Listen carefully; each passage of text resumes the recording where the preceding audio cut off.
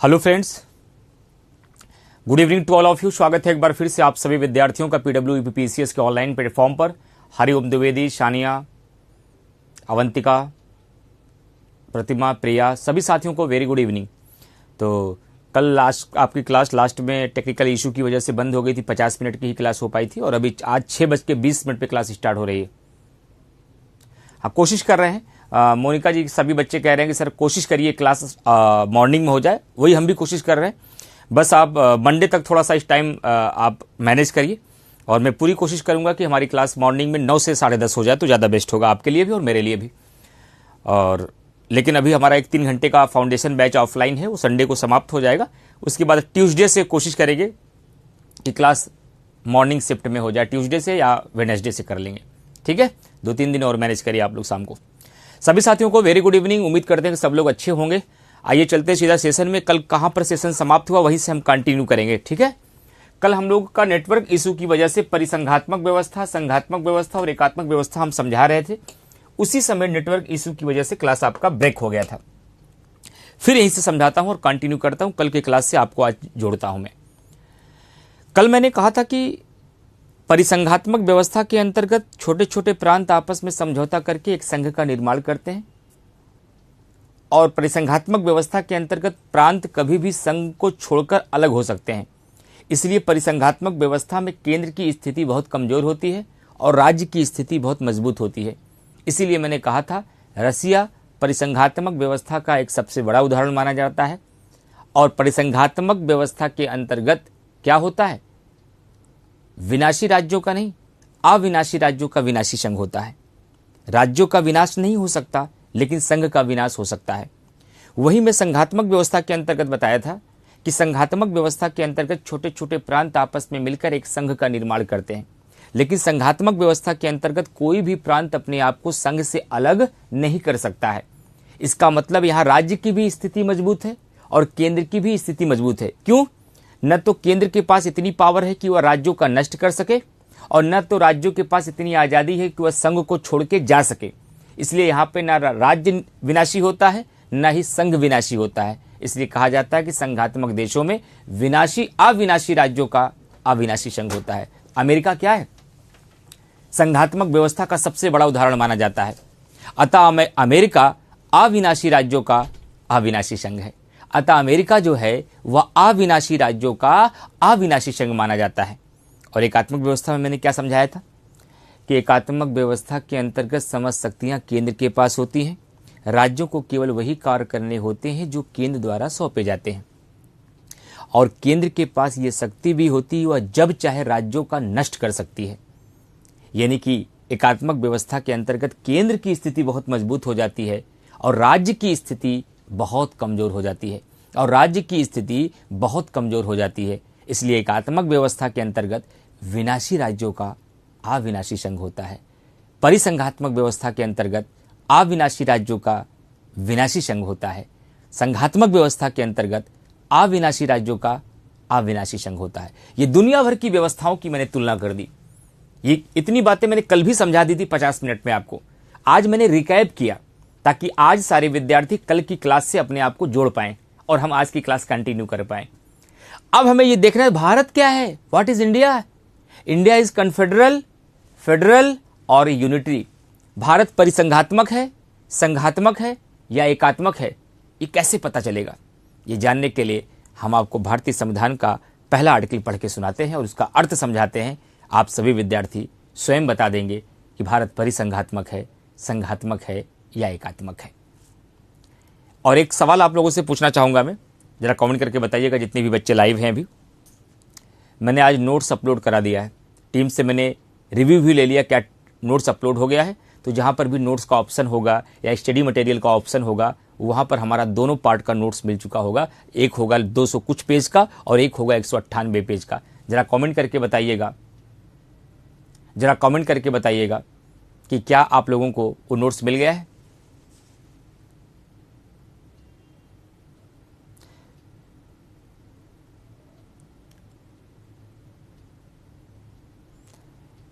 अब नोट्स मिल गया है तो मैंने टीम से यह भी पूछा क्या हमारे बच्चे अगर चाहें तो उस नोट्स का प्रिंट आउट निकाल सकते हैं। तो टीम ने हमको यही बताया है हाँ, बच्चे निकाल सकते हैं।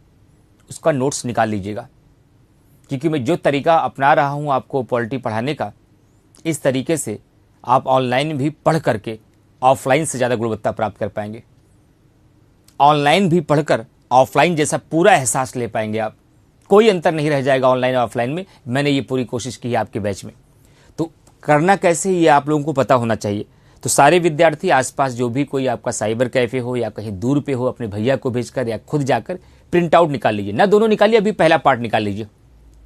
जब पहला पार्ट निकाल लेंगे तो आपको और मजा आएगा, क्योंकि जो टॉपिक मैं पढ़ाऊंगा, समझाऊंगा, जिसका बोर्ड वर्क के माध्यम से आप शॉर्ट नोट्स बनाएंगे, उसी का डिटेल नोट्स भी मिल जाएगा, जो मैं सीधा ऑफलाइन में लिखाता हूं। वो संस्थान का नोट्स नहीं है, वो मार्केट का नोट्स नहीं है, किसी पुस्तक का नोट्स नहीं है, हमारा नोट्स है, जो हम बच्चों को क्लास में लिखाते हैं पढ़ाने के बाद। वो हमारी भाषा से एकदम टैली करेगा। जब इसको आप पढ़ेंगे तो वो आपको पुस्तक नहीं लगेगा, वह गूंगा नहीं लगेगा, वो बोलेगा। आपको नजर आएगा कि इमरान सर हमारे सामने फिर से बोल रहे हैं। तो इसलिए वो नोट्स आप लोग जरूर निकाल लीजिए, और नोट्स को पढ़ेंगे तो निसंदेह रूप से और मजा आएगा पॉलिटी पढ़ने में आपको। ठीक है, अब शुरुआत करते हैं अपनी बात को। 1-2 दिन नेटवर्क इशू रहा है भाई, जिंदगी में एक्सक्यूजेस आते हैं, एक्सक्यूजेस से बचिए। थोड़ी सी समस्या आएगी, टाल दिया जाएगा। समस्या से घबराना नहीं होता है। टेक्निकल दुनिया है, टेक्नोलॉजी की दुनिया है। हो सकता है कितने अभी 4 लेक्चर या रोज रोज कहाँ से दिक्कत आ जाएगी बाबू। कल 50 मिनट बाद क्लास बंद हो गई थी, आज क्लास स्टार्ट हो गई है। ऑनलाइन की केवल एक ही चुनौती है नेटवर्क इशू, और कोई चुनौती नहीं होती है।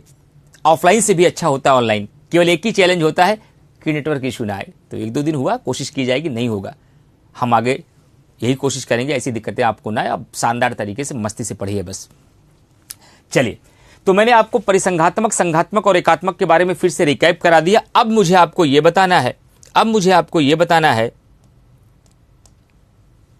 कि भारत क्या है।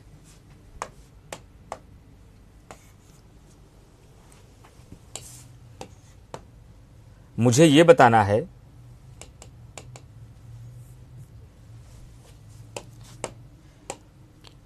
कि हम लोगों ने तो यहां तक चीजें देख ली हैं, लेकिन अब हमें यह देखना है कि भारत क्या है। भारत क्या है? भारत एक संघात्मक देश है या एकात्मक देश है, या भारत परिसंघात्मक है? यह अब हम लोगों को जानना है, यह हम लोगों को कवर करना है। 1 मिनट रुकिएगा, यह पूरा कॉन्सेप्ट हम क्लियर करते हैं।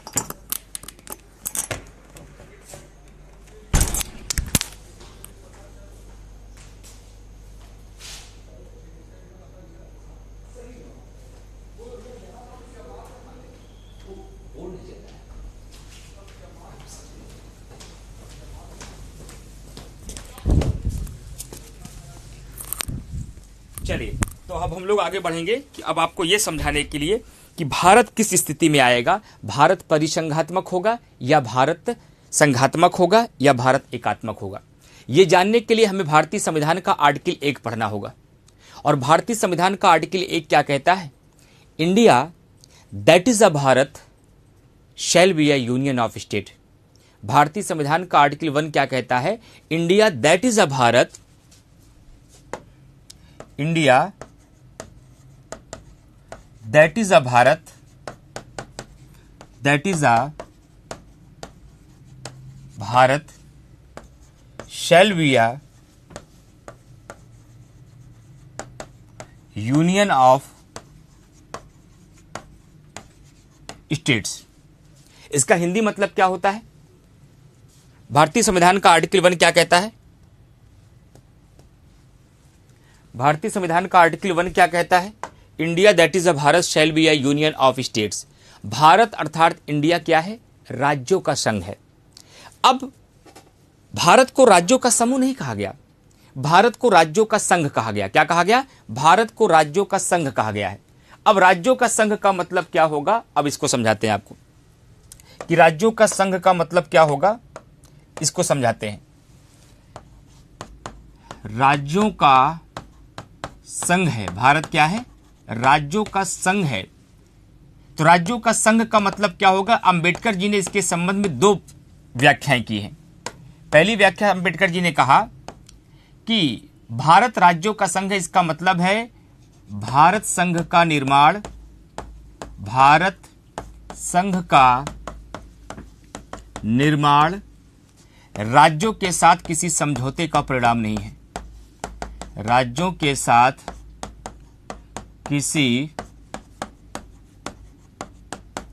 समझौते का परिणाम नहीं है, परिणाम नहीं है। और इसका दूसरा अर्थ यह होगा कि कोई भी प्रांत अपने आप को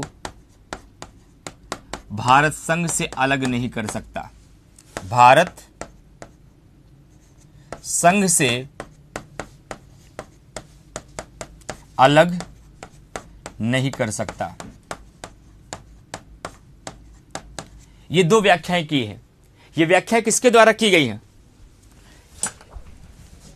ये व्याख्याएं किसके द्वारा की गई हैं? कमेंट। अंबेडकर जी के द्वारा की गई। कहा गया कि भारत को राज्यों का संघ कहा गया है, और राज्यों का संघ का मतलब क्या हुआ? राज्यों का संघ का मतलब यह हुआ कि भारत संघ का निर्माण राज्यों के साथ किसी समझौते का परिणाम नहीं है, राज्यों के साथ किसी सहमति का परिणाम नहीं है। और दूसरी बात उन्होंने क्या समझाई?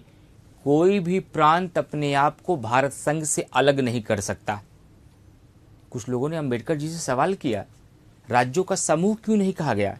जब भारतीय संविधान का पहला आर्टिकल लिखा जा रहा था तो वहां पर ग्रुप ऑफ स्टेट क्यों नहीं कहा गया? यूनियन ऑफ स्टेट क्यों कहा गया? राज्यों का संघ क्यों कहा गया? राज्यों का समूह क्यों नहीं कहा गया? अंबेडकर जी ने कहा यह गलती अमेरिका ने की थी, और अमेरिका को यह सिद्ध करने के लिए बाकायदे गृह युद्ध तक छेड़ना पड़ा, तब जाके वह सिद्ध कर पाई कि अमेरिका में कोई प्रांत संघ से अलग नहीं हो सकता। इसलिए हम भारत को राज्यों का समूह कहने की गलती नहीं करेंगे, हम भारत को राज्यों का संघ कहेंगे, हम भारत को यूनियन ऑफ स्टेट कहेंगे। और आपके एग्जामिनेशन में सवाल पूछा जाता है कि अनुच्छेद 1 के अनुसार भारत राज्यों का संघ है, राज्यों का समूह है, या दोनों है, या इनमें से कोई नहीं। ये आपके एग्जाम में सवाल पूछा जाता है। तो कहानियों के बीच आपके प्रीलिम्स के क्वेश्चन भी छिपे हैं, ध्यान रखिएगा। आपके एग्जामिनेशन में क्वेश्चन पूछा जाता है कि भारत राज्यों का संघ है, या भारत राज्यों का समूह है, या भारत राज्यों का दोनों है, या इनमें से कोई नहीं। तो भारत राज्यों का संघ है, राज्यों का समूह नहीं है। और राज्यों का संघ कहा गया, इसका कितने अर्थ होते हैं? 2 अर्थ हैं। पहला अर्थ क्या है? भारत संघ का निर्माण राज्यों के साथ किसी समझौते का परिणाम नहीं है। और दूसरा अर्थ क्या है? कोई भी प्रांत अपने आप को भारत संघ से अलग नहीं कर सकता है। एक एग्जामिनेशन में यह भी पूछा गया है, भारत को अनुच्छेद 1 के अनुसार राज्यों का संघ कहा गया है, इसके निम्नलिखित क्या अर्थ होते हैं?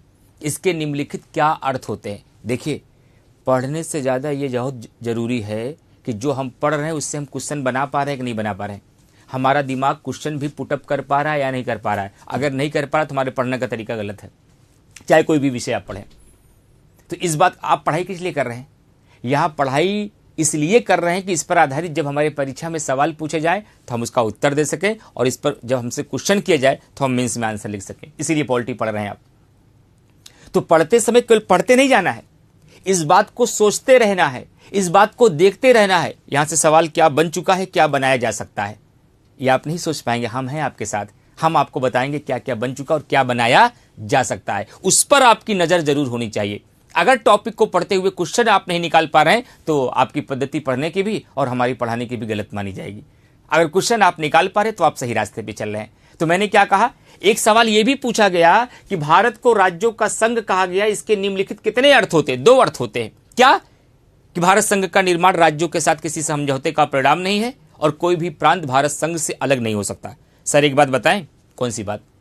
जो दूसरी बात आपने बोल दी है कि भारत में कोई भी प्रांत भारत संघ से अलग नहीं हो सकता, यहां एक बात क्लियर हो गई। कौन सी बात क्लियर हो गई? भारत परिसंघात्मक तो नहीं है। यहां एक बात एकदम स्पष्ट हो गई, India is not a confederal. भारत परिसंघात्मक नहीं है। क्यों क्लियर हो गई? क्योंकि परिसंघात्मक के अंतर्गत आपने ही सिखाया है कि कोई भी प्रांत संघ से अलग हो सकता है, कोई भी प्रांत संघ से अलग हो सकता है। और आपने यहां सिद्ध कर दिया कि भारतीय संविधान का पहला आर्टिकल ही यह बताता है कि भारत में कोई प्रांत संघ से अलग नहीं हो सकता। It means India is not a confederal. Dispute is that India is federal और यूनिटरी। विवाद केवल इस बात का है कि भारत संघात्मक है या एकात्मक। अब आइए चेक करते हैं भारत संघात्मक देश है या एकात्मक। अब आइए चेक करते हैं कि भारत संघात्मक देश है, भारत संघात्मक देश है कि एकात्मक। अब हम चेक करेंगे भारत संघात्मक है, भारत संघात्मक है या एकात्मक। भारत संघात्मक है या एकात्मक। भारत क्या है, संघात्मक है या एकात्मक। अब हमें ये क्लियर करना है। इंडिया इज अ फेडरल और यूनिटरी, ये क्या है अब हमें ये बताना है।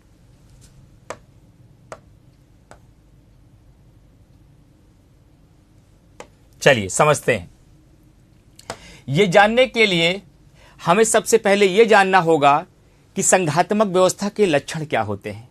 ये जानने के लिए हमें ये भी जानना होगा एकात्मक व्यवस्था के लक्षण क्या होते हैं, और उसके पश्चात हमें भारत को छान के देखना पड़ेगा कि कौन कौन सा संघात्मक लक्षण भारत में पाया जाता है, कौन कौन सा एकात्मक लक्षण भारत में पाया जाता है। उसके बाद हम ये सिद्ध करेंगे India is a federal country और यूनिटरी कंट्री। इसके बाद ही हम सिद्ध करेंगे।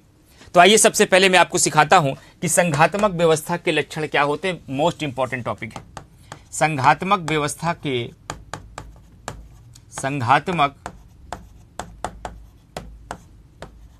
व्यवस्था के लक्षण। जैसे अध्यक्षीय व्यवस्था के लक्षण सिखाए थे, जैसे संसदीय व्यवस्था के लक्षण सिखाए थे, वैसे यहां भी सिखाते हैं। और साथ ही साथ इधर हम लिख लेते हैं एकात्मक व्यवस्था के लक्षण, एकात्मक व्यवस्था के लक्षण। और पॉलिटी में एक चीज और बता दे रहे हैं, आपको संस्थान के द्वारा कुछ स्टडी मटेरियल दिया जाता है, वो आप पढ़ना चाहते हैं उसको आप पढ़िए, कुछ ना कुछ ज्ञान बढ़ेगा ही आपका।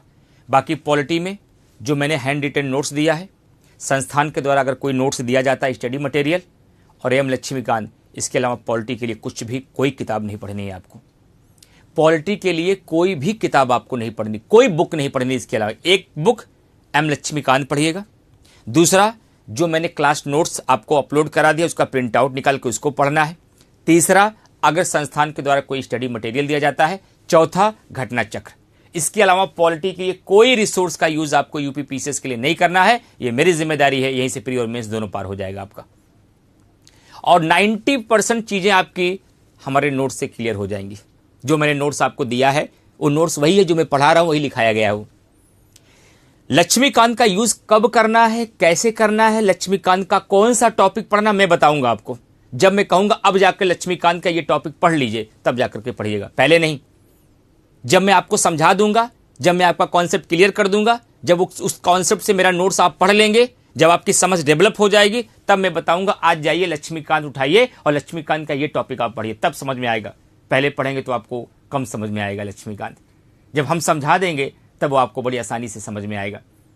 बाकी अपने पास घटना चक्र रखना है एकदम लेटेस्ट 2025 का। उसके बाद जैसा मैं कहता रहूं बस वैसा करते रहिए। बाकी सारी जिम्मेदारी मेरी है, आपकी जिम्मेदारी केवल पढ़ने की है, उसके अलावा कोई टेंशन आपको नहीं लेना है। आगे देखिएगा संघात्मक व्यवस्था के क्या क्या लक्षण हैं। संघात्मक व्यवस्था के अंतर्गत सबसे पहला लक्षण यह है कि संघात्मक व्यवस्था के अंतर्गत लिखित संविधान होता है। कैसा संविधान होता है? लिखित संविधान होता है। अच्छा ठीक है। दूसरा लक्षण क्या होता है? कठोर संविधान होता है। कैसे होता है? कठोर संविधान होता है। और तीसरा लक्षण क्या है? संविधान की सर्वोच्चता होती है। संविधान की सर्वोच्चता होती है। ध्यान से रुकिए, सुनिएगा। संविधान की सर्वोच्चता होती है। संविधान की सर्वोच्चता होती है। चौथा लक्षण क्या होता है? संघात्मक व्यवस्था के अंतर्गत केंद्र एवं राज्य के मध्य शक्तियों का बंटवारा होता है। केंद्र एवं राज्य के मध्य किसका बंटवारा होता है? शक्तियों का बंटवारा होता है। बंटवारा होता है। और क्या होता है सर? और बताते हैं आपको और क्या क्या होता है। और क्या होता है?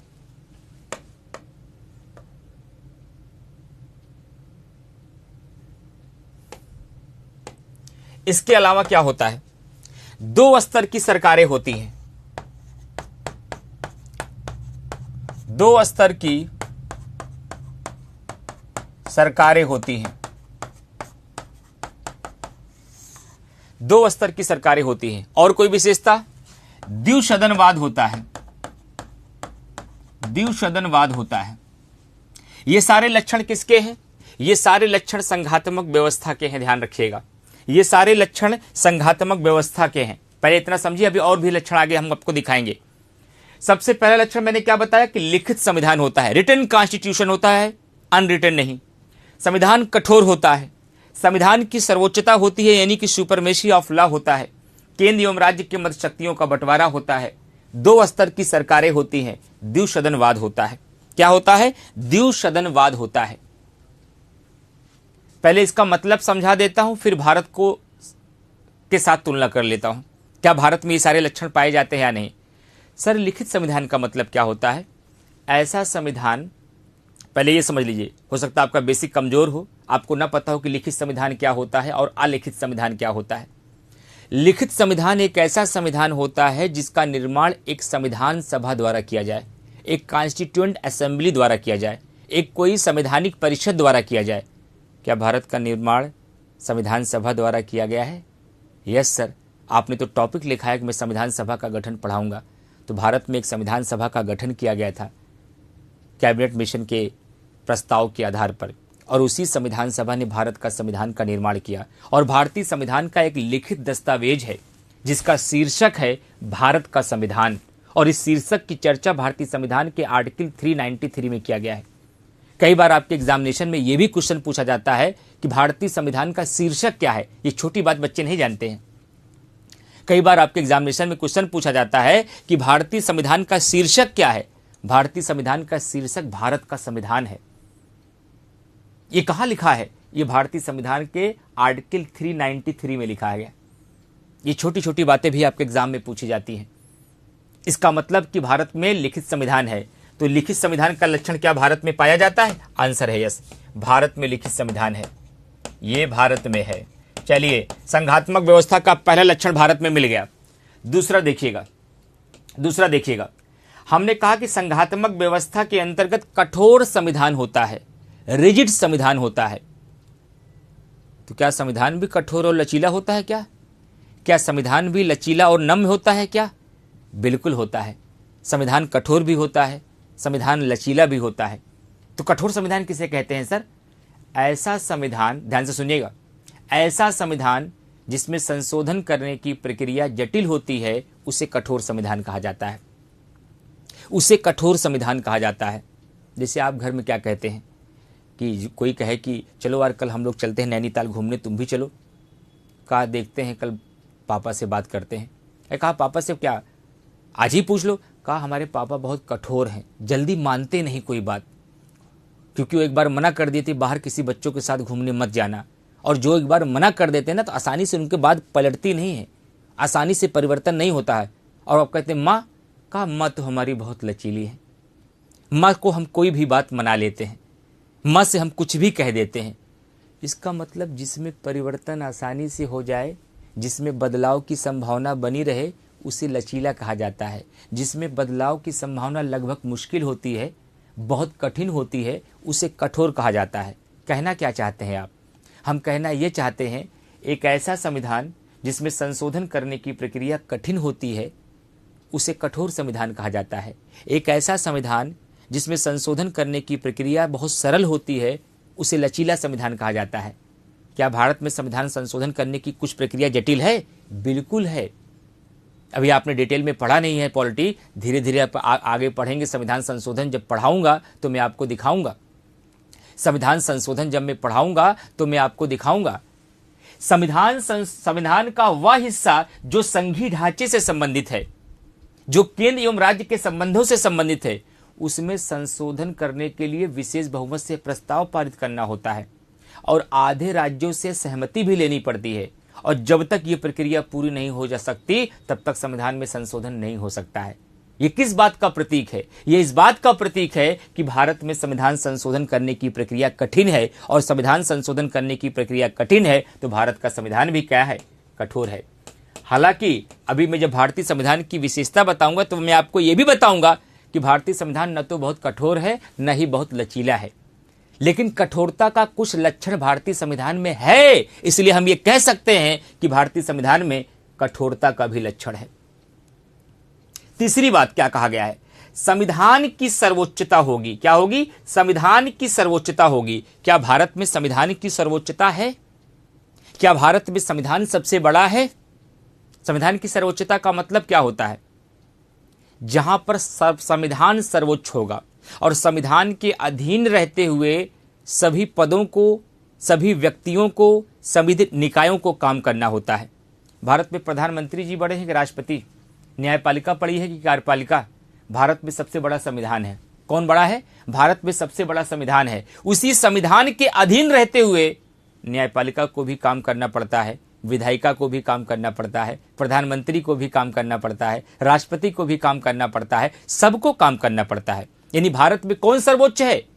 संविधान सर्वोच्च है, कानून सर्वोच्च नहीं है। ध्यान रखिएगा, संसद द्वारा बनाया गया कानून सर्वोच्च नहीं है, वो सुप्रीम नहीं है। भारत में कॉन्स्टिट्यूशन सुप्रीम है। भारत में संविधान सबसे बड़ा है, उसी संविधान के अधीन रहते हुए सबको काम करना है। अतः भारत में संविधान की सर्वोच्चता भी है। सर, क्या भारत में केंद्र एवं राज्य के मध्य शक्तियों का बंटवारा किया गया है? क्या भारत में केंद्र एवं राज्य के मध्य शक्तियों का बंटवारा हुआ है, या सभी शक्तियां केंद्र के पास है, केवल मोदी जी के पास है, केवल संसद के पास है? तो इसका आंसर है कि भारत में केंद्र एवं राज्य के मध्य शक्तियों का बंटवारा किया गया है। भारत में, ये बोर्ड सही कर दिए, भारत में केंद्र एवं राज्य के मध्य शक्तियों का बंटवारा किया गया है। कैसे? प्रूफ करके दिखाइए सर। आप कैसे पता चला आपको कि भारत में केंद्र एवं राज्य के मध्य शक्तियों का बंटवारा किया गया? मुझे भी सिखा दीजिए, क्योंकि भारत में 7वीं अनुसूची कभी पढ़ा है आपने? भारत में 7th शेड्यूल लिखा गया है। 7th शेड्यूल के अंतर्गत केंद्र एवं राज्य के मध्य शक्तियों का बंटवारा किया गया है। क्या लिखा गया है? यहां 3 प्रकार की सूची है: संघ सूची, राज्य सूची, समवर्ती सूची। 3 प्रकार की सूची की चर्चा मिलती है।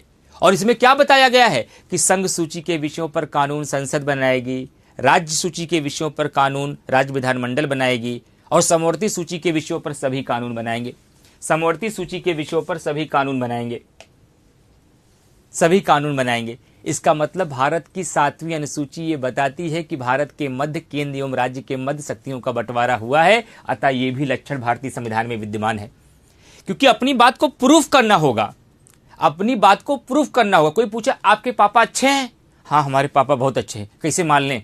अरे हमारे पापा हमें बचपन से अच्छे स्कूल में पढ़ा रहे हैं, हमारे पापा हमारे स्वास्थ्य का ध्यान रखते हैं, हमारे पापा हर फेस्टिवल पर मुझे अच्छे कपड़े दिलाते हैं, हमारे पापा मुझे अच्छे ज्ञान देते हैं, हमारे पापा हमारा बहुत ख्याल रखते हैं। तभी तो प्रूफ कर पाते हमारे पापा अच्छे हैं।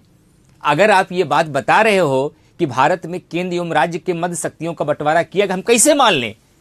इसका प्रूफ तो देना पड़ेगा, इसका प्रमाण तो देना पड़ेगा, इसकी प्रामाणिकता तो चाहिए। यस, और प्रूफ हमने कहां से दिया? 7th शेड्यूल से दिया। भारतीय संविधान का 7वीं अनुसूची यह कहती है कि केंद्र एवं राज्य के मध्य क्या किया गया है? शक्तियों का बंटवारा किया गया है। यह भी लक्षण भारतीय संविधान में विद्यमान है।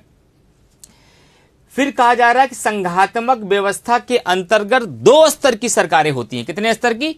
संघात्मक व्यवस्था के अंतर्गत 2 स्तर की सरकारें होती। क्या भारत में 2 स्तर की सरकारें हैं या केवल केंद्र सरकार है? नहीं सर, 2 स्तर की सरकारें हैं। कैसे पता चला? दिल्ली में मोदी जी बैठे हैं, यूपी में योगी जी बैठे हैं, बिहार में तेजस्वी और नीतीश बाबू बैठने की तैयारी कर रहे हैं। इसका मतलब है कि भारत में 2 स्तर की सरकारें हैं, एक केंद्र स्तर पर और एक प्रांत स्तर पर। प्रांत स्तर का मतलब क्या होता है? राज्य स्तर पर। अरे ये तो छोड़िए, भारत तो एक कदम आगे है। भारत में तो 3 स्तर की सरकारें हैं, एक केंद्र स्तर पर, एक प्रांत स्तर पर और एक स्थानीय स्तर पर। स्थानीय स्तर पर कौन सी सरकार है सर? अरे ग्राम पंचायत, प्रधानी का चुनाव नहीं होता? हाँ सर, एक प्रधानी का चुनाव होता है, एक विधायकी का चुनाव होता है, एक सांसदी का चुनाव होता है। ये 3 स्तर हैं। जहां केवल एक ही चुनाव होता है वहां एक स्तर होता है। लेकिन संघात्मक व्यवस्था के अंतर्गत क्या होता है? संघात्मक व्यवस्था के अंतर्गत केंद्र एवं राज्य के मध्य शक्तियों का बंटवारा होता है और 2 स्तर की सरकारें होती हैं। तो यह भी लक्षण भारतीय संविधान में विद्यमान है। इसके अलावा संघात्मक व्यवस्था में द्विसदनवाद होता है। इसका मतलब क्या होता है सर? यानी कि 2 सदन होंगे। तो भारत में कितने सदन हैं? 1 सदन की 2 सदन है? भारत में भी तो 2 सदन है। कौन कौन सी? एक लोकसभा और दूसरी राज्यसभा। ये बात आपको कहां से पता चली सर? ये बात हमको आर्टिकल 79 से पता चली। क्यों? 79 में क्या लिखा गया है? 79 में लिखा गया है कि संसद का गठन राष्ट्रपति, लोकसभा और राज्यसभा से मिलकर होगा। आर्टिकल 79 में लिखा गया है कि संसद का गठन लोकसभा और राज्यसभा से मिलकर होगा। इसका मतलब है कि भारत में 2 सदन है। द्विसदनवाद की भी व्यवस्था भारत में है। और एक लक्षण और बताना है मुझे आपको, एक लक्षण और बताना है जो यहां नहीं लिखा है मैंने। भारत में संघात्मक व्यवस्था है और संघात्मक व्यवस्था का एक लक्षण और होता है। जिस देश में संघात्मक व्यवस्था होगा, जिस देश में फेडरल सिस्टम होगा, वहां स्वतंत्र एवं निष्पक्ष न्यायपालिका होगी। वहां स्वतंत्र और निष्पक्ष न्यायपालिका होगी। स्वतंत्र और निष्पक्ष न्यायपालिका होगी। क्या होगी? वहां पर स्वतंत्र और निष्पक्ष न्यायपालिका होगी। ये सर स्वतंत्र और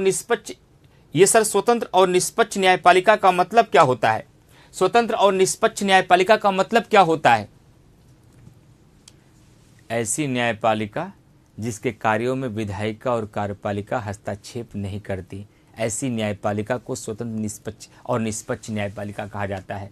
क्या भारत में न्यायपालिका है? यस, सरकार के तीसरे अंग को न्यायपालिका ही कहते हैं। क्या भारतीय न्यायपालिका स्वतंत्र और निष्पक्ष है? यस, क्योंकि न्यायाधीशों की नियुक्ति में कोलेजियम व्यवस्था को अपनाया गया है। इसीलिए अपनाया गया है ताकि कार्यपालिका अपनी इच्छा अनुसार न्यायाधीशों की नियुक्ति न करे, बल्कि सर्वोच्च न्यायालय के मुख्य न्यायाधीश के परामर्श पर करे। इसका मतलब भारत में न्यायपालिका भी है और भारतीय न्यायपालिका स्वतंत्र और निष्पक्ष भी है। यानी कि संघात्मक व्यवस्था के जितने लक्षण मैंने बताए, ये सब भारतीय संविधान में विद्यमान है। भारत में लिखित संविधान भी है, भारत का संविधान कठोर भी है, भारत में संविधान की सर्वोच्चता भी है, भारत में केंद्र एवं राज्य के मध्य शक्तियों का बंटवारा भी है, भारत में 2 स्तर की सरकारें भी होती हैं और साथ ही साथ भारत में स्वतंत्र और निष्पक्ष न्यायपालिका है। साथ ही साथ भारत में स्वतंत्र और निष्पक्ष न्यायपालिका भी है। इसका मतलब आप ये कहना चाहते हैं India is a complete federal country? Bharat एक पूर्ण संघात्मक देश है? हमने अभी ऐसा कहाँ कहा। हमने तो केवल ये कहा कि भारत देश के अंतर्गत संघात्मक व्यवस्था के सभी लक्षण विद्यमान हैं। भारत देश के अंतर्गत संघात्मक व्यवस्था के सभी लक्षण विद्यमान हैं। लेकिन सर 2 विद्वान हैं जो भारतीय संघात्मक व्यवस्था पर दाग लगाते हैं, चोट करते हैं, कहते हैं India is not a federal country. क्या नाम है उन विद्वानों का? एक विद्वान है केसी वियर, एक विद्वान है केसी वियर, एक विद्वान है आइवर जेनिंग्स। आइवर जेनिंग्स क्या कहते हैं? भारत एक एकात्मक देश है। भारत एक एकात्मक देश है। और केसी वियर क्या कहते हैं? भारत एक अर्धसंघी देश है। भारत एक अर्धसंघी देश है। आपको जानकारी के लिए बता दें, 27 जुलाई 2025 को एक पेपर हुआ था जिसका नाम था समीक्षाधिकारी एवं सहायक समीक्षाधिकारी। वहाँ पॉलिटी के 14-15 सवाल आए थे और उन सवालों में एक सवाल ये भी पूछा गया था कि निम्नलिखित में से किसके द्वारा भारत को अर्धसंघी कहा गया है? इसका आंसर था केसी वियर। और आपके नोट्स में भी ये बात लिखी होगी जो मैंने नोट्स आप तक पहुंचाया है। ये नोट्स पहले ही लिखाया था 27 जुलाई के पहले ही। और 27 जुलाई के एग्जाम में सीधा सवाल पूछा गया था कि निम्नलिखित में से किस विद्वान के द्वारा यह कहा गया कि भारत एक अर्धसंघी देश है? केसी वियर ने कहा था। ओहो हो, यहाँ एक बात और भी स्पष्ट हो गई। इसका मतलब किसी विधिवेत्ता द्वारा, किसी विद्वान द्वारा भारतीय संविधान के समक्ष या भारतीय संविधान के लिए अगर कोई कथन कहा जाता है, कोई स्टेटमेंट कहा जाता है, उसको भी हमें याद करना पड़ेगा, बिल्कुल याद करना पड़ेगा। ये सारे कथन और स्टेटमेंट आपके एग्जामिनेशन में पूछे जाते हैं और पूरे पॉलिटी पढ़ाते पढ़ाते ऐसे कम से कम 20 कथन हम आपको याद कराएंगे। ऐसे 20 कथन आपको याद कराएंगे जो एग्जाम के लिए इंपॉर्टेंट है। याद आ रहा है? तैयारी करते समय बच्चों को चाहिए कि पिछले 5 साल का पेपर, अगर आप पॉलिटी पढ़ रहे हैं तो आपकी नैतिक जिम्मेदारी है 5 साल के पीसीएस का पेपर, 5 साल के आईएएस का पेपर, 5 साल के समीक्षा अधिकारी का पेपर एकदम एक एक क्वेश्चन को देख लीजिए। तब आपको आइडिया खुद लग जाएगा हमें क्या पढ़ना चाहिए, क्या नहीं पढ़ना चाहिए, और जो पढ़ना चाहिए वो कैसे पढ़ना चाहिए, किस सीमा तक पढ़ना चाहिए, किस गहराई तक पढ़ना चाहिए, किस डायमेंशन पर पढ़ना चाहिए। अगर ये आप काम खुद कर लें, आपको किसी सर की ज़रूरत नहीं है। लेकिन बच्चा कर नहीं पाता, इसलिए आपको शिक्षक की ज़रूरत पड़ती है। करना चाहिए आपको, खुद से ये काम करना चाहिए, खुद से ये एनालिसिस करना चाहिए, खुद से ये विश्लेषण करना चाहिए, खुद से यह मूल्यांकन करना चाहिए, तो आप मजबूत बनेंगे, आप दूसरे विद्यार्थी से अपने आप अलग हो जाएंगे। ये काम करिए आप लोग। और पढ़ने के तरीके में एक बार बता दे रहा हूँ, जब कोई कहानी हम शुरू किया करें, आप चाहे जितने कमेंट करते रहेंगे, उस समय हम कोई कमेंट देखेंगे नहीं और ना तो जवाब देंगे, क्योंकि जब स्टोरी का रिदम टूट जाता है ना, तो जो गंभीर बच्चे क्लास में हैं फिर उनको दिक्कत होगी। दिक्कत सबको होगी, क्योंकि जब स्टोरी चलती रहती पूरे क्रमबद्ध तरीके से स्टोरी सुनते रहा करिए। स्टोरी खत्म होगी तो मैं खुद ही पूछूंगा जितनी बात मैंने समझाई सबको समझ में आया या नहीं आया तो बताओ, कोई डाउट हो तो हमसे पूछ लो, मैं खुद मौका दूंगा आपको। लेकिन क्लास के बीच में डिस्टर्बेंस मत करिएगा, ताकि स्टोरी शानदार तरीके से चले और पूरी कहानी की तरह मैं पॉलिटी आपके दिमाग में सेट करते चलो। ठीक है, चलिए।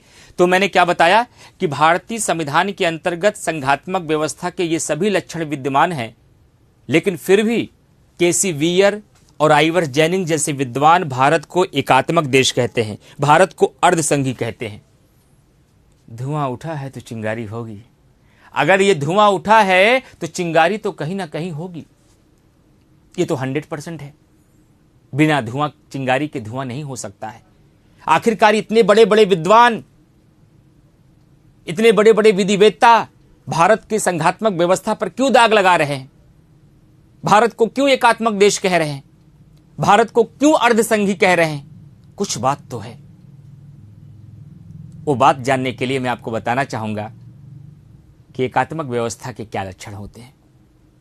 मैं आपको बताना चाहूंगा, अगर कोई देश एकात्मक है, यदि कोई कंट्री यूनिटरी है, तो एकात्मक व्यवस्था के क्या लक्षण होते हैं मैं ये बताना चाहूंगा।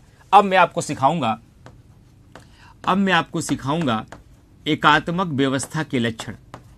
एकात्मक व्यवस्था के लक्षण, फीचर ऑफ यूनिटरी सिस्टम,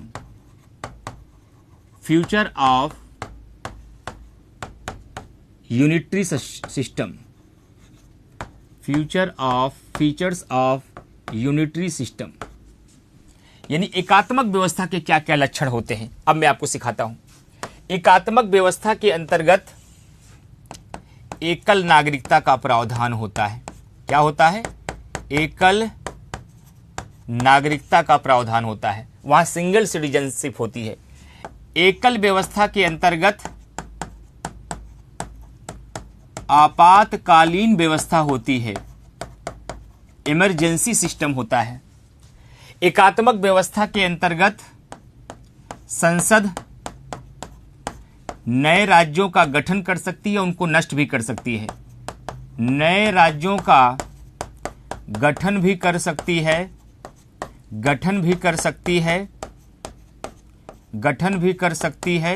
और उनको नष्ट भी कर सकती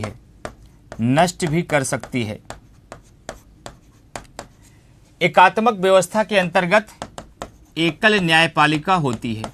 क्या होती है? एकल न्यायपालिका होती है। एकात्मक व्यवस्था के अंतर्गत एकल संविधान होता है। एकल संविधान होता है। एकात्मक व्यवस्था के अंतर्गत केंद्र द्वारा राज्यपाल की नियुक्ति की जाती है। केंद्र द्वारा राज्यपाल की नियुक्ति की जाती है। एकात्मक व्यवस्था के अंतर्गत अवशिष्ट सूची के विषयों पर संसद कानून बनाती है। एकात्मक व्यवस्था के अंतर्गत क्या होता है? अवशिष्ट सूची के विषयों पर, अवशिष्ट सूची के विषयों पर कानून कौन बनाता है? संसद बनाती है। एकात्मक व्यवस्था के अंतर्गत अखिल भारतीय सेवा का सृजन होता है।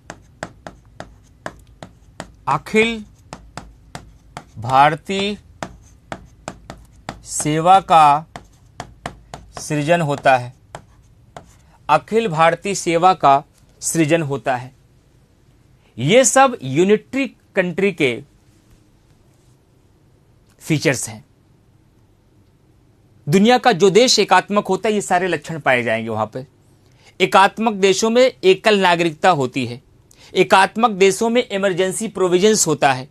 एकात्मक देशों में संसद नए राज्यों का गठन भी कर सकती है, उनको नष्ट भी कर सकती है। एकात्मक व्यवस्था के अंतर्गत एकल न्यायपालिका होती है। एकात्मक व्यवस्था के अंतर्गत एकल संविधान होता है। एकात्मक व्यवस्था के अंतर्गत राज्यपाल की नियुक्ति केंद्र द्वारा की जाती है। एकात्मक व्यवस्था के अंतर्गत अवशिष्ट सूची, जिसको इंग्लिश में बोलते हैं रेजिडुअरी लिस्ट, के अंतर्गत कानून संसद बनाती है। और एकात्मक व्यवस्था के अंतर्गत अखिल भारतीय सेवा का सृजन होता है। ऑल इंडिया सर्विसेज का प्रावधान होता है। अब भारत में झांक के देख लीजिए, क्या ये सारे लक्षण भारत में पाए जाते हैं? क्या इनमें से कोई लक्षण भारत में पाया जाता है? क्या इनमें से एकाक लक्षण भारत में पाया जाता है? चेक करके देख लीजिए भारत के संविधान को, दूध का दूध पानी का पानी हो जाएगा। यह बात क्लियर हो जाएगी क्या आइवर्स जेनिंग जैसे विद्वान भारत को सही कह रहे हैं या गलत कह रहे हैं। क्या भारत एकात्मक देश है या संघात्मक देश है? भारत को संघात्मक देश कहना उचित होगा या एकात्मक देश? भारत को अड़संघी कहा जा रहा है, यह ठीक है या नहीं? क्या वास्तव में भारत अड़संघी है या नहीं? डॉक्टर बाबा साहब भीमराव अंबेडकर और भारतीय संविधान निर्माता भारत को कैसा देश मानते हैं? भारत दिखने में कैसे है, भारत वास्तव में कैसे है, ये सारी बातें क्लियर हो जाएंगी। लेकिन भारतीय संविधान को छानना पड़ेगा, चलनी लेकर के छानना पड़ेगा, तब दूध का दूध पानी का पानी होगा। ये छानने का काम कौन करेगा? आप शायद नहीं। ये कर पाते तो आप यहां क्यों आते? ये छानने का काम हम करेंगे। अब चाहिए भारतीय संविधान को खंगालते हैं, भारतीय संविधान को छानते हैं और चेक करके देखते हैं क्या इन लक्षणों में से कोई लक्षण भारतीय संविधान में पाया जाता है या नहीं। और प्रमाण के साथ बात करेंगे। हर एक मुद्दे का एग्जाम्पल देके आपको समझाएंगे। बहुत अच्छे से मुद्दे को समझिएगा। आगामी 10 मिनट आपके लिए बहुत इंपॉर्टेंट है। कॉन्सेप्ट गहरा होगा, कुछ फैक्चुअल बातें भी आएंगी, कुछ कॉन्सेप्चुअल बातें भी आएंगी। और अपना ध्यान पूरा कॉन्सेप्ट पर लगाइए, अपनी उंगलियों पर नहीं, कमेंट करने पर नहीं, अभी समझने पर लगाइए। कमेंट करने का मौका भी हम देंगे आपको। सबसे पहला, क्या भारत में एकल नागरिकता है? यस, भारत में एकल नागरिकता है। क्यों, कैसे पता? क्योंकि भारतीय संविधान के अंतर्गत भाग 2 में यह बात स्पष्ट है कि भारत के अंतर्गत ब्रिटेन के संविधान से एकल नागरिकता का विचार लिया गया है। क्या लिया गया है? एकल नागरिकता का विचार लिया गया है। एकल नागरिकता का मतलब होता क्या है sir? What is meant by single citizenship? Single citizenship का मतलब होता है कि भारत के नागरिक केवल अपने देश की नागरिकता प्राप्त करेंगे। आज तक किसी ने कहा कि हम यूपी के नागरिक हैं, किसी ने कहा कि हम इलाहाबाद के नागरिक हैं, किसी ने कहा कि हम लखनऊ के नागरिक हैं, किसी ने कहा कि हम बिहार के नागरिक हैं। आपने केवल एक बात बोली, आई एम इंडियन, मैं केवल भारतीय हूं। फिर कुछ हूं, सबसे पहले मैं भारतीय हूं। Firstly I am Indian. इसका मतलब है कि भारत में एकल नागरिकता है। और अमेरिका में दोहरी नागरिकता है। अमेरिका का कोई व्यक्ति पहले अमेरिका का नागरिक बनता है, फिर वह जिस प्रांत में निवास करता है वहां का नागरिक बनता है। जब नागरिकता की बात आई तो भारतीय संविधान निर्माताओं में से कुछ लोगों ने कहा, ध्यान से सुनिएगा, मैंने कहा कि आगामी 10 मिनट बहुत इंपॉर्टेंट है आपके लिए। कुछ लोगों ने कहा कि भारत को एक संघात्मक देश के रूप में बनाना है और संघात्मक देश में दोहरी नागरिकता होती है। अमेरिका में झांक के देख लीजिए, अमेरिका में दोहरी नागरिकता है, अतः भारत में भी दोहरी नागरिकता का विचार अपनाना चाहिए। लेकिन संविधान निर्माताओं ने कहा नहीं, भारत में दोहरी नागरिकता नहीं चल पाएगी। लोगों ने कहा दिक्कत क्या है दोहरी नागरिकता में? कहा अगर भारत के अंतर्गत लोगों ने दोहरी नागरिकता के विचार को अपना लिया तो लोग पहले देश की नागरिकता प्राप्त करेंगे, उसके बाद अपने प्रदेश की। पहले हम भारत के नागरिक बनेंगे, फिर यूपी की। पहले हम भारत के नागरिक बनेंगे, फिर बिहार की। और लोगों के दिल में पहले भारत नहीं आएगा, पहले उत्तर प्रदेश आएगा। हम यूपी वाले, हम बिहार वाले, हम एमपी वाले, हम राजस्थान वाले, हम गुजरात वाले, हम पश्चिम बंगाल वाले, समस्या क्या आएगी? क्षेत्रवाद फैल जाएगा। क्या फैल जाएगा? क्षेत्रवाद फैल जाएगा, अलगाववाद आएगा, राष्ट्र की भावना कमजोर हो जाएगी, तिरंगे के प्रति हमारा सम्मान कम हो जाएगा, हमारी निष्ठा हमारे प्रदेश के प्रति बढ़ जाएगी, जो देश की एकता और अखंडता को खतरा पैदा कर देगा, जो देश की एकता और अखंडता को खतरा पैदा कर देगा। और जिस समय भारतीय संविधान का निर्माण हो रहा था, मैं आप विद्यार्थियों को जानकारी के लिए बता दूं, उसी समय संप्रदाय के आधार पर भारत का विभाजन हो गया था। 2 पाकिस्तान बने थे, एक पूर्वी पाकिस्तान, एक पश्चिमी पाकिस्तान। और संविधान निर्माता घबरा गए थे, डर गए थे। क्यों डर गए थे? अगर मान लीजिए हम लोगों को आजादी दें, अपने घर के बच्चों को पढ़ने का मौका दें, जाओ दिल्ली में रह के पढ़ाई करो, अपनी बेटियों को पढ़ाई करने का मौका दें, और दिल्ली में जाकर आप अपनी मर्जी से विवाह रचा लो, तो क्या होगा घर में? दिल्ली में जाकर आप अपनी मर्जी से अपना विवाह रचा लो घर वालों की मर्जी के बगैर, तो क्या परिणाम होगा? घर वाले डर जाएंगे कि भैया आप किसी बच्चे को बाहर पढ़ने के लिए नहीं भेजना है। अगर बच्चे को बाहर भेजना भी है तो हमें बच्चों को निगरानी करके रखनी है, हमें बच्चों को ज्यादा आजादी नहीं देना है, भले समाज जो कहे कहने दो। क्योंकि लोग घबरा जाते हैं, क्योंकि लोग डर जाते हैं। उसी प्रकार से हमारे संविधान निर्माता भी घबरा गए। जब संप्रदाय के आधार पर भारत का विभाजन हुआ तो संविधान निर्माताओं ने कहा कुछ भी हो जाए, हमें अब ऐसा संविधान बनाना है जहां एक मजबूत केंद्र की स्थापना की जा सके। हमें एक ऐसा संविधान बनाना है जहां राष्ट्र की भावना का विकास हो सके। हमें एक ऐसा संविधान बनाना है जो देश की एकता और अखंडता को मजबूत कर सके, ताकि भविष्य में फिर विभाजन जैसी कोई पुनरावृत्ति न हो पाए, ताकि भविष्य में फिर विभाजन जैसी कोई पुनरावृत्ति न हो पाए, फिर कोई दूसरा पाकिस्तान न बनने पाए। इसलिए संविधान निर्माताओं ने कहा हम ऐसी व्यवस्था ही अपनाएंगे जो राष्ट्र की भावना का विकास करेगा, जो देश की एकता और अखंडता को सुनिश्चित करेगा, जो एक मजबूत केंद्र की स्थापना करेगा। और दोहरी नागरिकता के अंतर्गत एक मजबूत केंद्र की स्थापना नहीं हो पाएगी। दोहरी नागरिकता के अंतर्गत राष्ट्रीयता की भावना का विकास नहीं हो पाएगा। दोहरी नागरिकता के अंतर्गत देश की एकता और अखंडता सुनिश्चित नहीं हो पाएगी। लोगों ने कहा कि अगर इसको नहीं अपनाओगे, अगर अपने आप को आप एक संघात्मक देश बना रहे हो, आपके संघात्मक देश पर लोग दाग लगा देंगे। यह संघात्मक व्यवस्था का उल्लंघन है। और यह दाग संघात्मक व्यवस्था के लिए ठीक नहीं होगा। संविधान निर्माताओं ने कहा यह दाग अच्छे हैं। संविधान निर्माताओं ने कहा भले ही हमारे संघात्मक व्यवस्था पर दाग लग जाए, लेकिन ये दाग अच्छे हैं। ऐसे दाग हम बार बार लगाएंगे, लेकिन हम देश की एकता और अखंडता का ध्यान रखेंगे, हम राष्ट्र की भावना का ध्यान रखेंगे, हम एक मजबूत केंद्र की स्थापना का ध्यान रखेंगे, हम विभाजन जैसी पुनरावृत्ति को दोबारा नहीं होने देंगे। इसलिए संविधान निर्माताओं ने कहा भले ही संघात्मक देशों में दोहरी नागरिकता होती होगी, लेकिन हम दोहरी नागरिकता को नहीं अपनाएंगे, हम केवल एक नागरिकता अपनाएंगे, हम सिंगल सिटीजनशिप अपनाएंगे ताकि राष्ट्र की भावना का विकास हो। इसलिए संविधान निर्माताओं ने ब्रिटेन से प्रेरित होकर के एकल नागरिकता का विचार अपना लिया। इसका मतलब पहला लक्षण भारतीय संविधान में देखने को मिल गया। इसका मतलब पहला लक्षण भारतीय संविधान के अंतर्गत देखने को मिल गया। अब दूसरा देखिएगा, आपातकालीन व्यवस्था। क्या भारत में इमरजेंसी प्रोविजंस है? कभी भारतीय संविधान को देखा आपने? देखिए, भारतीय संविधान का एक भाग लिखा गया है, भाग 18, 352 से लेकर के 360 तक, अनुच्छेद 352 से लेकर 360 तक बाकायदे इमरजेंसी प्रोविजंस भारतीय संविधान में रखा गया है। जबकि आपातकालीन व्यवस्था एक एकात्मक व्यवस्था का लक्षण है, फिर भी भारतीय संविधान निर्माताओं ने इसे शामिल किया। इसलिए शामिल किया ताकि केंद्र मजबूत रहे, इसलिए शामिल किया ताकि एक मजबूत केंद्र की स्थापना हो सके, राज्य मनमानी न कर पाए, किसी भी आपात स्थिति में देश के विखंडन को बचाया जा सके, किसी भी अशांति की स्थिति में देश पर नियंत्रण किया जा सके, किसी भी क्षेत्रवाद की प्रवृत्ति को बढ़ने से रोका जा सके, किसी भी अलगाववाद की समस्या को टाला जा सके। इसलिए संविधान निर्माताओं ने इमरजेंसी प्रोविजंस को संविधान में शामिल किया, और जो कि भारतीय संविधान के भाग 18 में लिखा गया है। इसका मतलब है कि दूसरा लक्षण भी भारतीय संविधान में शामिल है। तीसरा लक्षण कहा जा रहा है कि संसद नए राज्यों का गठन करती है और नए राज्यों को नष्ट भी कर सकती है। क्या भारतीय संसद के पास ये पावर है? यस। कहां देखा आपने? अनुच्छेद 3 में पढ़ के देखिए। अनुच्छेद 3 में लिखा गया है संसद नए राज्यों का गठन कर सकती है और उस गठन में नष्ट करने की भी शक्ति शामिल है। यानी कि तीसरा लक्षण भी भारतीय संविधान में शामिल है। चौथा कहा गया है एकल न्यायपालिका। एकल न्यायपालिका का मतलब क्या होता है, पहले तो ये बता दीजिए।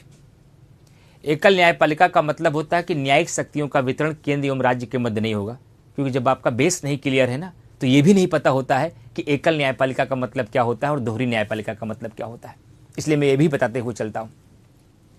एकल न्यायपालिका का मतलब होता है कि न्यायिक शक्तियों का वितरण केंद्र एवं राज्य के मध्य नहीं होगा। न्यायिक शक्तियों का वितरण केंद्र एवं राज्य के मध्य नहीं होगा।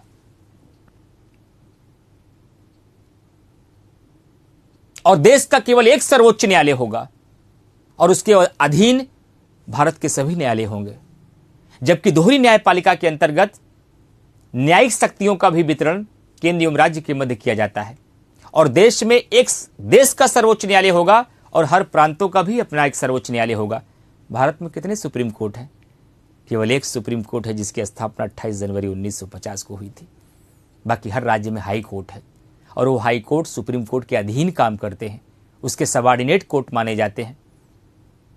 भारत में दोहरी न्यायपालिका नहीं है, भारत में एकल न्यायपालिका है। और ये एकल न्यायपालिका का विचार कहां से लिया गया है? ब्रिटेन से लिया गया है, न कि अमेरिका से, क्योंकि संघात्मक देशों में दोहरी न्यायपालिका होती है, लेकिन भारत में एकल न्यायपालिका के विचार को अपनाया गया है। इसका मतलब ये लक्षण भी भारतीय संविधान में विद्यमान है।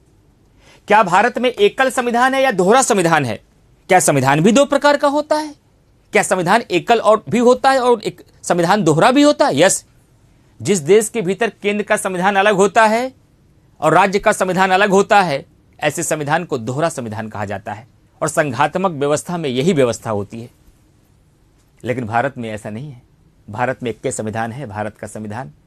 वही केंद्र के बारे में भी बताता है, वही राज्य के बारे में भी बताता है, वही राष्ट्रपति के बारे में भी बताता है, वही राज्यपाल के बारे में भी बताता है, वही प्रधानमंत्री के बारे में भी बताता है, वही मुख्यमंत्री के बारे में भी बताता है, वही संसद के बारे में भी बताता है, वही राज्य विधानमंडल के बारे में भी बताता है। और भारत का एक ही संविधान है, इसलिए भारत के अंतर्गत एकल संविधान की भी व्यवस्था की गई है।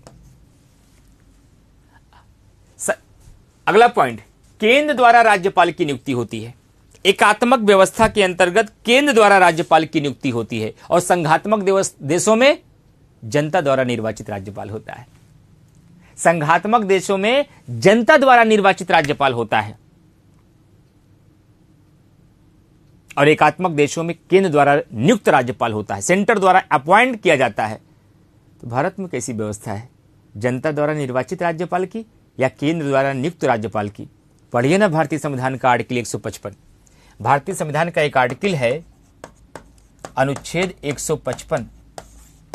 भारतीय संविधान का एक आर्टिकल है अनुच्छेद 155 और अनुच्छेद 155 कहता है कि भारत का राष्ट्रपति राज्यपाल की नियुक्ति करेगा मंत्रिपरिषद के परामर्श पर, जो इस बात का प्रमाण है, जो इस बात का प्रतीक है कि भारत में राज्यपालों की नियुक्ति केंद्र द्वारा की जाती है, जो कि भारतीय संविधान का एक एकात्मक लक्षण है।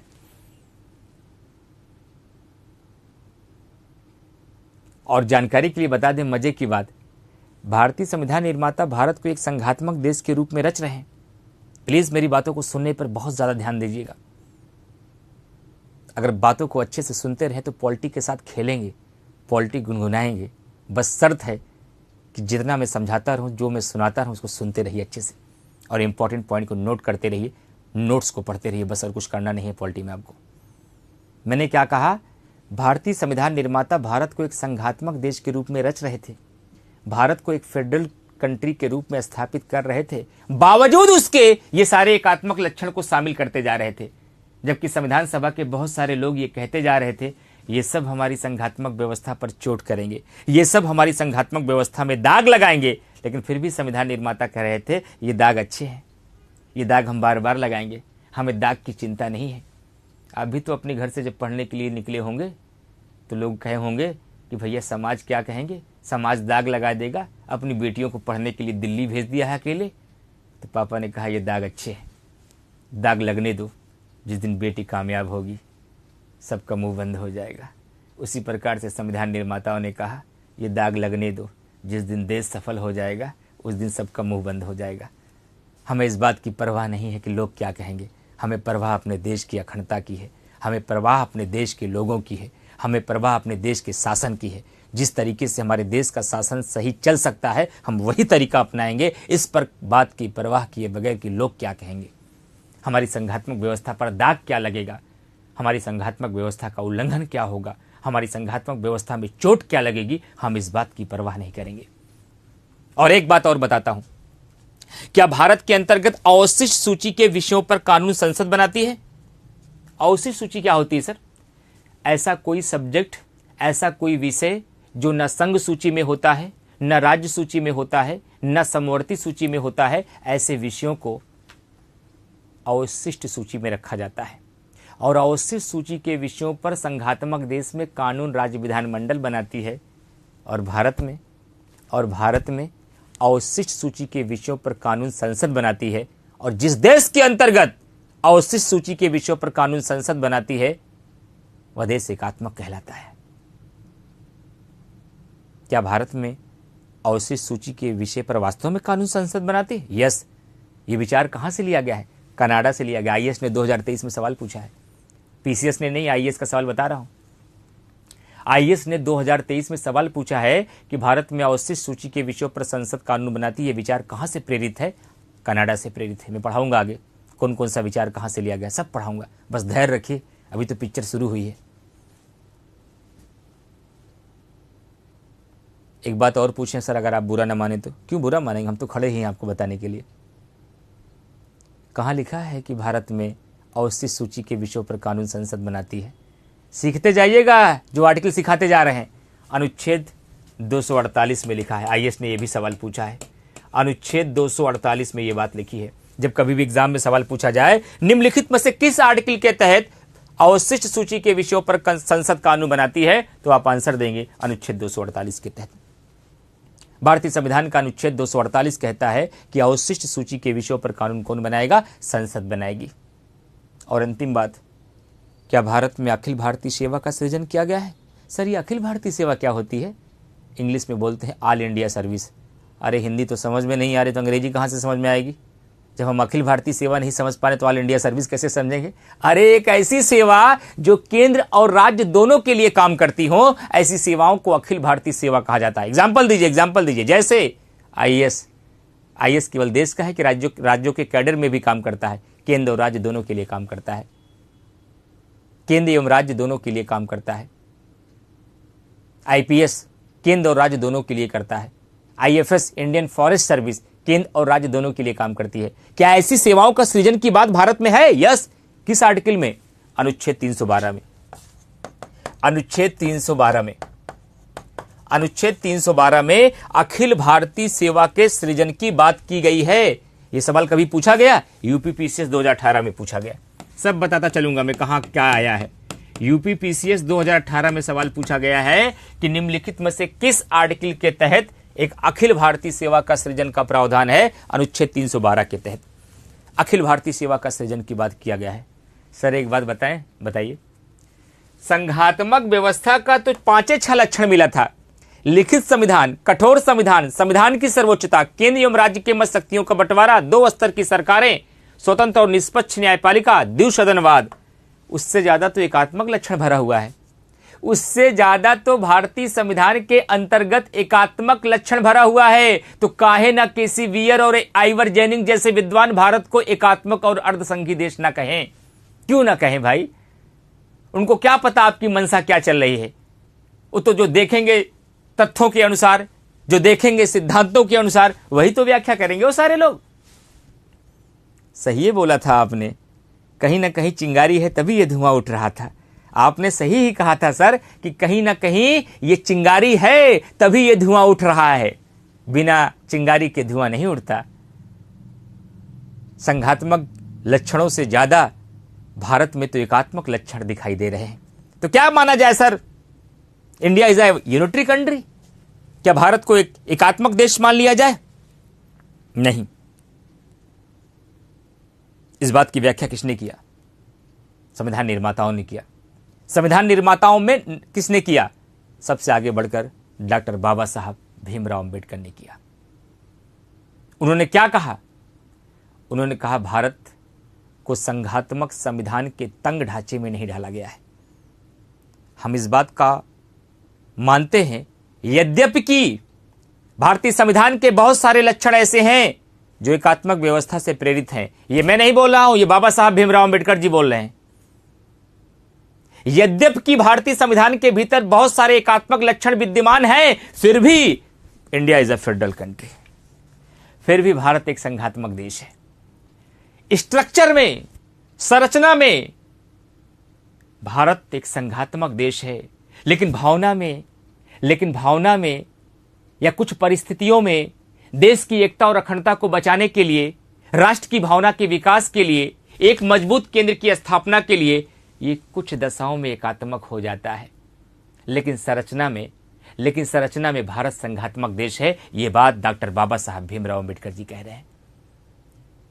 वो कह रहे हैं by structure India is a federal country,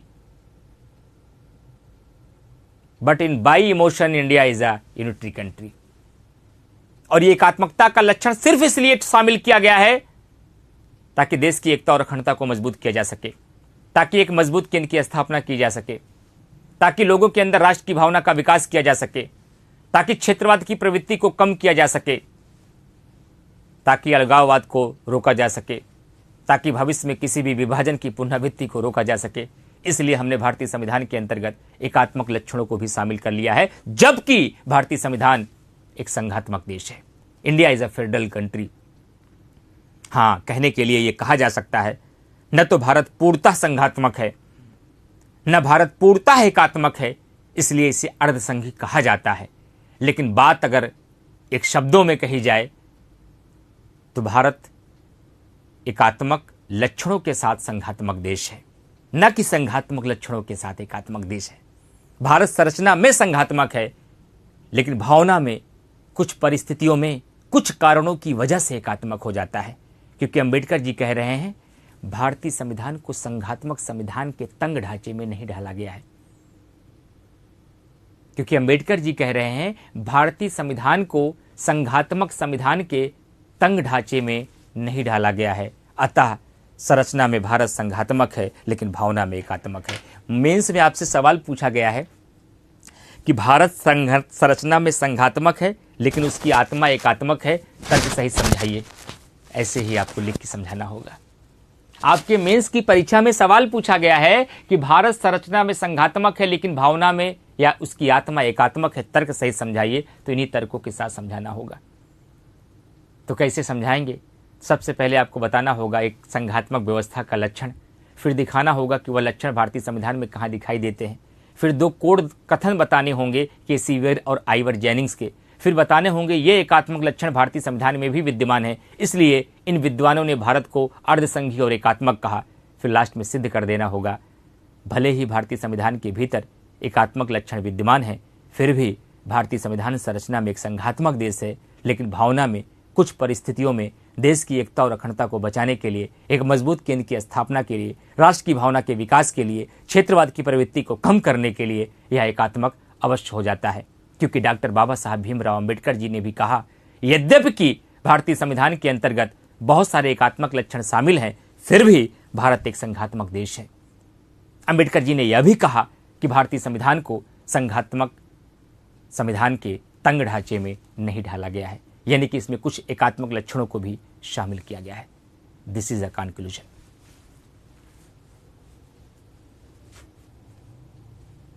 अब बताइए कमेंट करके, क्या मैं आपको संघात्मक व्यवस्था और एकात्मक व्यवस्था के लक्षण समझा पाया? क्या भारतीय संविधान के अंतर्गत संघात्मक व्यवस्था और एकात्मक व्यवस्था के लक्षणों को दिखा पाया? क्या मैं आपको एकात्मक व्यवस्था के लक्षणों को शामिल करने का कारण बता पाया? क्या लास्ट में इसका कंक्लूजन आपका क्लियर हो पाया कि आखिरकार भारत एक संघात्मक देश होते हुए भी एकात्मक लक्षणों को क्यों शामिल करता है? कमेंट करके अब बताइए। अब आपको कमेंट करने का मौका है। क्या ये बात आज सब लोगों को समझ में आ गई? पूरे विद्यार्थियों को जो भी क्लास कर रहे हैं,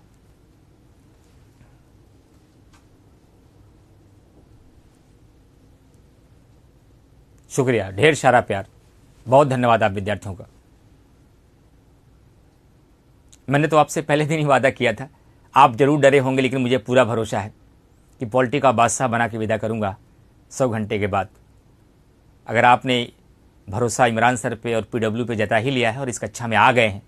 तो मैंने कल भी कहा था और आज फिर कह रहा हूँ कि पॉलिटी का बादशाह बना के विदा करूँगा आपको यहाँ से। बस पूरे मन से आप क्लास करना बस।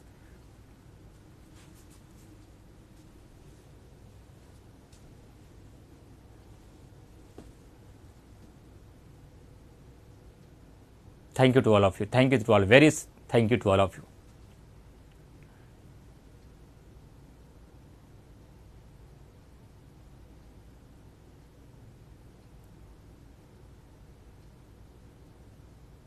चलिए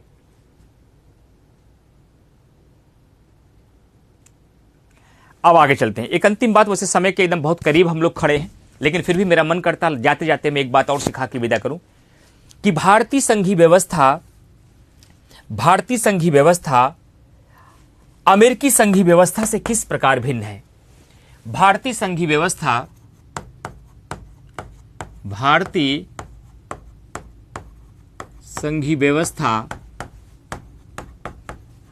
किस प्रकार अमेरिकी संघीय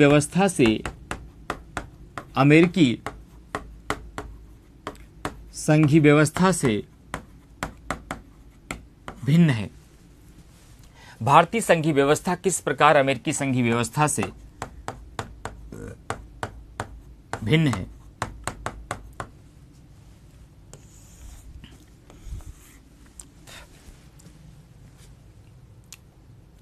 अब हमें यह देखना है कि संघात्मक व्यवस्था का वह कौन सा लक्षण है जो अमेरिका में तो है लेकिन भारत में नहीं है। तब अपने आप अमेरिका और भारत की संघीय व्यवस्था से तुलना हो जाएगी।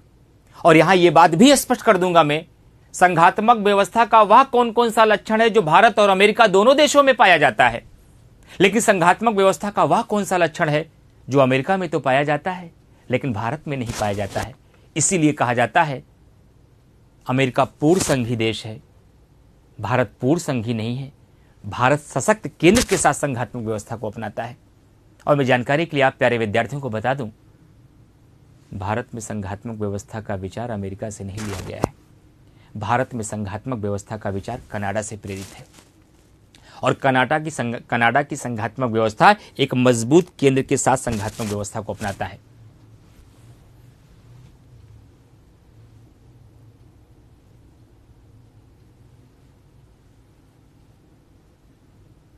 टाइम लगेगा रे दीपा जी, पहले समझिए। दीपा जी कह रहे हैं सर मेंस का क्वेश्चन भी, ये मेंस से पढ़ रहे हैं, ये प्री का कुछ हो ही नहीं रहा है यहां पे।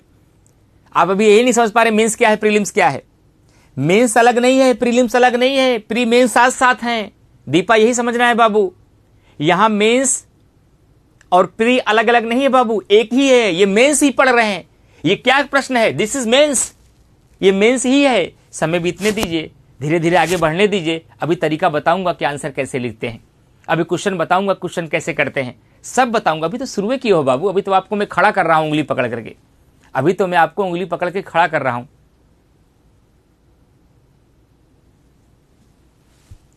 धन्यवाद दीक्षित जी, बिल्कुल टेंशन मत लीजिए, ये मेंस ही है। आप समझ ही नहीं पा रहे इसका मतलब मेंस कहां है प्री कहां है। जो अभी पढ़ाया वो भी मेंस ही था, वो भी प्री नहीं था, लेकिन उसी मेंस के भीतर प्री छिपा हुआ था। समझ में आया ना दीपा? हाँ, इसीलिए पहली का तो, इसलिए घबराइए मत बिल्कुल।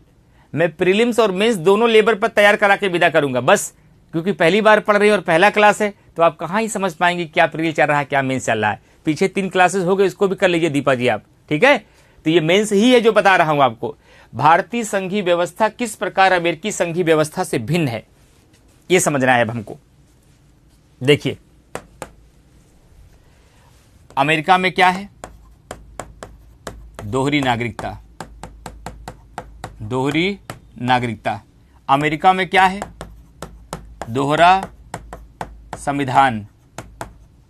अमेरिका में क्या है, दोहरी न्यायपालिका। न्यायपालिका, दोहरी न्यायपालिका। अमेरिका में क्या है, निर्वाचित राज्यपाल। निर्वाचित राज्यपाल। अमेरिका में क्या है, अवशिष्ट सूची के विषयों पर राज्य विधानमंडल का कानून। अवशिष्ट सूची के विषय पर राज्य विधानमंडल कानून बनाती है। अमेरिका में क्या है? राज्यसभा का समान प्रतिनिधित्व। राज्यसभा में समान प्रतिनिधित्व, समान प्रतिनिधित्व, राज्यसभा में समान प्रतिनिधित्व। इसका मतलब आप कहना चाहते हैं ये भी संघात्मक व्यवस्था का लक्षण है? यस। आप कहना चाहते हैं ये भी संघात्मक व्यवस्था का लक्षण है? क्या ये भी संघात्मक व्यवस्था का लक्षण है? क्या ये भी संघात्मक व्यवस्था का लक्षण है? क्या ये भी संघात्मक व्यवस्था का लक्षण है? क्या ये भी संघात्मक व्यवस्था का लक्षण है? आंसर है यस, ये सब भी संघात्मक व्यवस्था के लक्षण हैं। क्या ये संघात्मक लक्षण भारत में पाए जाते हैं? नहीं, क्योंकि भारत में क्या है? अगर मैं भारत से तुलना करूं तो क्या है? अगर मैं भारत की तुलना करूं तो क्या है? भारत में एकल नागरिकता है, भारत में एकल संविधान है, भारत में एकल न्यायपालिका है, भारत में केंद्र द्वारा नियुक्त राज्यपाल है, केंद्र द्वारा नियुक्त राज्यपाल है। अवशिष्ट सूची के विषय पर भारत में कौन कानून बनाता है? संसद बनाती है। राज्यपाल राज्यसभा में समान प्रतिनिधित्व है। क्या भारत में सभी राज्यों का एक समान सीट है? कहीं की 11 सीट है, कहीं की 10 सीट है, उत्तर प्रदेश में 31 है, कहीं 20 है, कहीं 12 है, कहीं 15 है। इस बार यूपी पीसीएस के एग्जाम में राज्यसभा की सीटें पूछी भी गई थी, तमिलनाडु का, महाराष्ट्र का, पश्चिम बंगाल का और मध्य प्रदेश का। याद है आप लोगों को? तो भारत में राज्यसभा में समान प्रतिनिधित्व नहीं है, असमान प्रतिनिधित्व है। भारत में राज्यसभा में असमान प्रतिनिधित्व है। कैसा प्रतिनिधित्व है? असमान प्रतिनिधित्व है।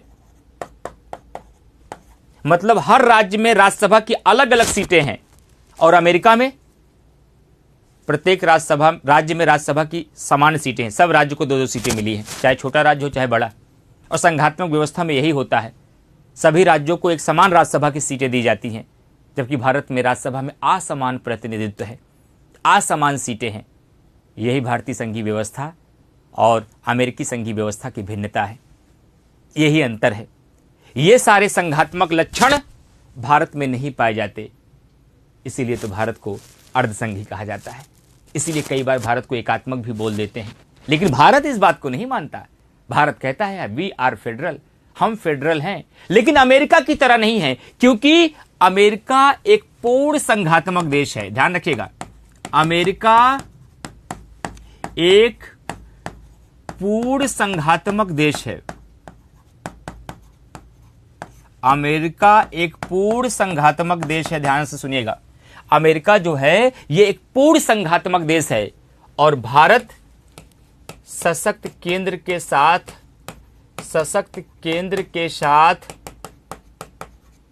संघात्मक व्यवस्था को अपनाता है। संघात्मक व्यवस्था को अपनाता है, संघात्मक व्यवस्था को अपनाता है। और भारत में संघात्मक व्यवस्था का विचार कहां से लिया गया है? कनाडा से। अमेरिका वाली संघात्मक व्यवस्था हम नहीं अपनाते, अमेरिका वाली संघात्मक व्यवस्था भारत नहीं अपनाता। भारत ने संघात्मक व्यवस्था का विचार कनाडा से लिया है, और कनाडा का संघात्मक व्यवस्था कैसा है?